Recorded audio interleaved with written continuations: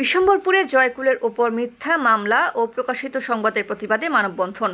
মোহাম্মদ শুকুর Ali, staff রিপোর্টারের পাঠানো প্রতিবেদনে আনিকা সুলতান, desk report.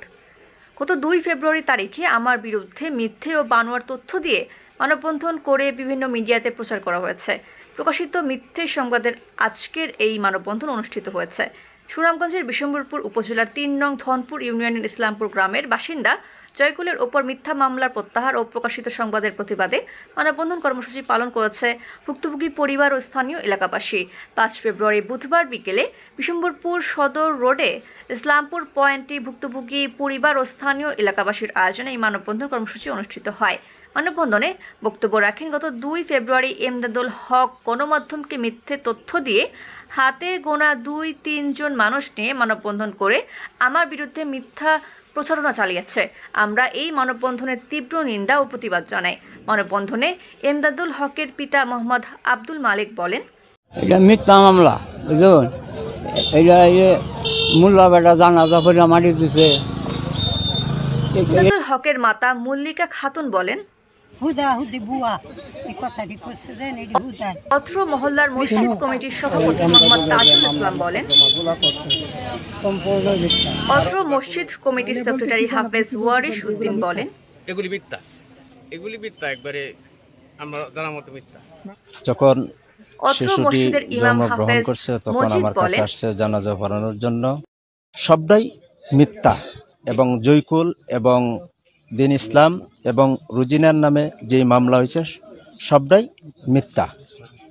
এছাড়াও বক্তব্য রাখেন বাচ্চু মিয়া, নইমুদ্দিন, দিন ইসলাম, রোজিনা খাতুন, জয়কুল ইসলাম, আব্দুর রহিম, গোলাম রব্বানী, মোহাম্মদ হেলাল উদ্দিন, মোহাম্মদ মনিরুজ্জামান প্রমুখ। মানববন্ধনে বক্তারা বলেন, পূর্বশত্রুতার ধরে আপন চাচা জয়কুলের চাচা এমদাদুল মিথ্যে মামলা ও মিথ্যে তথ্য দিয়ে হাতে গোনা 2-3 জন লোক নিয়ে নামমাত্র মানববন্ধন করে জয়কুলের বিরুদ্ধে মানববন্ধন করে। আমরা এই মানববন্ধনের তীব্র নিন্দা ও প্রতিবাদ জানাই। এছাড়াও তারা বলেন, এমদাদুল হক এবং দিন ইসলাম হচ্ছে আপন ভাই, জয়কুল হচ্ছে দিন ইসলামের ছেলে। পূর্বে তাদের মধ্যে পারিবারিক মনোমালিন্য এবং রেষারেষি লেগেই থাকত। এটাকে কেন্দ্র করে দিন ইসলামের স্ত্রী এবং নির্দোষ জয়কুলের মাকে রান্দা দিয়ে কুপিয়ে আহত করেন এমদাদুল হক।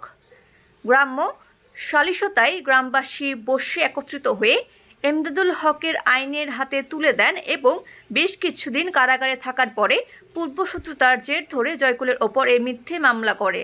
এই বিষয়কে কেন্দ্র করে এমদাদুল হকের স্ত্রী শামসুন নাহার, দিন ইসলাম এবং দিন ইসলামের ছেলে জয়কুল ইসলামের ওপর একের পর এক মিথ্যা মামলা দিয়ে হয়রানি করছে এই এমদাদুল হক।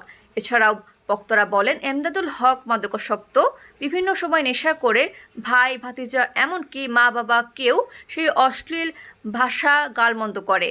এলাকাবাসী প্রতিবাদ করলে তাদের ওপরও সে চড়াও হয়। সেই কারণে পরিবারের ওপর সব সময় একটা শত্রুতা লেগে থাকে।